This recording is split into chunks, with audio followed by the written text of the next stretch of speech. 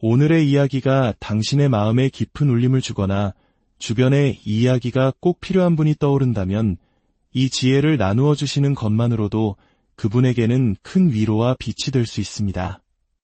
저희 채널을 구독하고 함께 해주시는 것은 우리가 더 깊고 의미 있는 대화를 이어나갈 수 있는 튼튼한 다리를 놓는 것과 같습니다.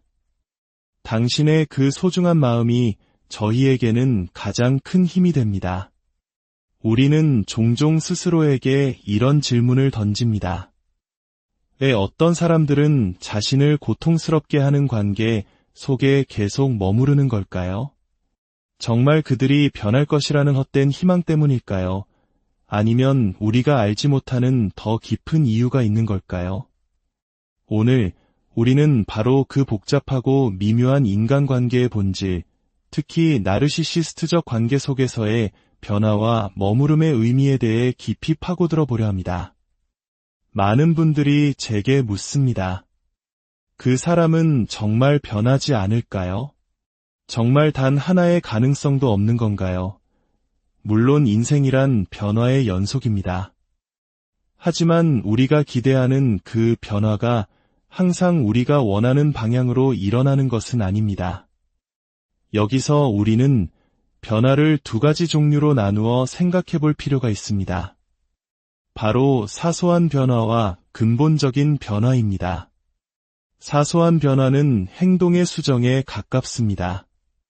예를 들면 화장실 변기 뚜껑을 내려달라거나 설거지를 제때 해달라는 부탁, 늦을 때 미리 문자를 보내달라는 요청 같은 것들이죠. 혹은 내가 중요한 이야기를 할 때 스마트폰을 보지 말아달라거나 고맙다는 말을 해달라거나 아이들과 온전히 시간을 보내달라는 요구도 여기에 포함됩니다. 이것들은 습관이나 행동의 영역에 속하는 비교적 표면적인 변화입니다. 하지만 근본적인 변화는 차원이 다릅니다. 이것은 마치 지구의 지각판이 움직이는 것과 같은 거대한 변화입니다. 자기 자신을 깊이 성찰하는 능력, 타인과의 친밀감과 유대를 소중히 여기는 마음, 상대를 온전히 존중하는 태도, 자신의 행동에 책임을 지는 자세. 관계란 나 혼자만의 필요를 채우기 위한 것이 아니며 상대방은 나와 다른 경험과 감정을 가진 독립된 인격체임을 깨닫는 것. 이것이 바로 근본적인 변화입니다. 한 번도 타인을 우선순위에 더 본 적 없던 사람이 타인의 필요를 먼저 생각하게 되는 것, 진실성, 정직함, 친절함, 그리고 공감 능력을 갖추게 되는 것. 이것은 단순히 행동 몇 가지를 바꾸는 것이 아니라 한 사람의 감성적 DNA 자체가 바뀌어야 하는 엄청난 일입니다. 자, 그렇다면 나르시시스트 성향의 사람들은 과연 변할 수 있을까요? 사소한 변화는 어쩌면 가능할지도 모릅니다. 때로는 치료를 통해 혹은 어떤 외부적인 압력으로 인해 변기 뚜껑을 내리거나 아이들을 축구 연습에 데려다 주거나 소셜미디어에서 유심스러운 행동을 대부분의 경우에 멈출 수는 있습니다. 하지만 그들은 이런 사소한 변화를 했을 때 상대방이 즉시 알아봐주고 마치 대단한 업적을 이룬 것처럼 칭찬하고 박수쳐 주기를 기대합니다. 그 변화의 동기가 관계의 발전을 위한 것이 아니라 자신의 이미지를 관리하고 칭찬을 얻기 위함인 경우가 많습니다. 그렇다면 근본적인 변화는 어떨까요? 솔직히 말해 거의 불가능에 가깝습니다. 상상해보세요. 그 사람이 트라우마에 대한 깊은 이해를 갖춘 최고의 전문가에게 일주일에 한 번 이상 꾸준히 상담을 받습니다. 그 상담사는 그의 변명을 들어주는 대신 그의 문제를 정면으로 마주하게 하고 그의 발에 불이 붙도록 혹독하게 훈련시킵니다. 그리고 나르시시스트 스스로도 변화에 대한 강력한 동기를 가지고 감정 조절 훈련과 같은 고통스러운 과정을 기꺼이 감수합니다. 겸손과 책임감이라는 그에게 가장 낯선 가치를 배우기 위해 평생을 바칠 각오를 합니다. 이 모든 조건이 충족된다면 어쩌면 아주 약간의 근본적인 변화가 일어날지도 모릅니다. 하지만 이는 막대한 비용과 시간, 그리고 무엇보다 당사자의 평생에 걸친 헌신과 겸손을 요구합니다. 마치 복권 1등에 당첨될 확률을 기대하는 것과 비슷하다고 할 수 있습니다. 이제 우리는 결혼이나 장기적인 관계의 본질에 대한 더욱 깊은 이야기로 넘어가야 합니다. 세계적인 관계 전문가 에스터 페렐은 결혼의 기능을 두 가지로 설명했습니다. 이 관점은 우리가 처한 상황을 매우 명확하게 이해하도록 도와줍니다. 첫 번째 기능은 사랑과 유대입니다. 두 사람 사이의 감정적 연결, 친밀감, 서로를 향한 애정과 열정. 이것이 바로 우리가 흔히 관계에서 가장 중요하다고 생각하는 부분입니다. 두 번째 기능은 구조적 버팀목입니다. 이것은 관계를 둘러싼 외부적인 틀을 의미합니다. 함께 사는 집, 아이들, 양가의 가족들, 지역 사회에서의 지위, 부부 동반으로 만나는 친구들, 함께 가는 휴가, 안정적인 경제력, 소속감 같은 것들입니다. 많은 건강한 관계에서는 이 두 가지 기능이 조화롭게 작동합니다.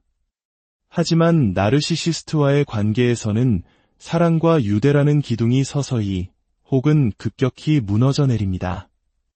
연결감, 안전함, 일관성, 공감, 열정. 이 모든 것을 향한 갈망이 채워지지 않으면서 극심한 고통과 절망, 혼란과 자책감에 빠지게 됩니다. 가끔은 좋은 날도 있습니다. 휴가 중에 완벽한 하루를 보내거나 그가 직장에서 좋은 일이 있어 기분 좋게 집에 돌아오는 날. 그런 순간들은 어쩌면 우리 관계도 지속 가능할지 모른다는 희망의 불씨를 되살립니다. 하지만 나르시시스트적 성격의 본질상 그 좋은 날은 결코 지속될 수 없습니다. 그저 운이 좋았던 날일 뿐입니다. 그리고 그 드문 좋은 날은 오히려 더 큰 슬픔과 혼란을 가져옵니다. 왜 항상 이럴 수는 없는 걸까? 내가 뭘 잘못하고 있는 거지? 라는 자책으로 이어지기 때문입니다. 결국 나르시시스트와의 관계에 있는 사람들은 중대한 선택의 기로에 서게 됩니다. 사랑과 유대라는 기둥이 이미 무너졌다는 사실을 받아들였을 때 과연 구조적 버팀목만으로 이 관계를 지탱할 수 있는가? 어떤 사람들에게는 그 구조가 무엇보다 중요합니다. 매년 여름 온 가족이 함께 가는 호숫가의 별장, 매주 만나는 소중한 친구들, 안정된 경제생활, 온 가족이 모이는 주말 저녁 식사, 끈끈한 지역사회의 일원이라는 소속감, 혹은 자녀들을 매일 볼 수 없게 될 거라는 두려움, 이 관계가 주는 사회적 지위, 그리고 언젠가 손주들을 보며 대가족의 일원으로 남고 싶다는 소망. 이것이 당신에게 충분한가요? 이것이 바로 냉정한 현실 인식이 필요한 지점입니다.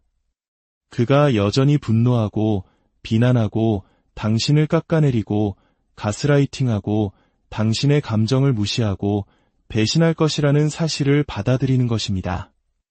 하지만 동시에 이 구조적 버팀목이 나에게는 너무나 소중하고 내 삶에 의미를 주며 나는 이것을 지키고 싶다고 명확히 인정하는 것입니다.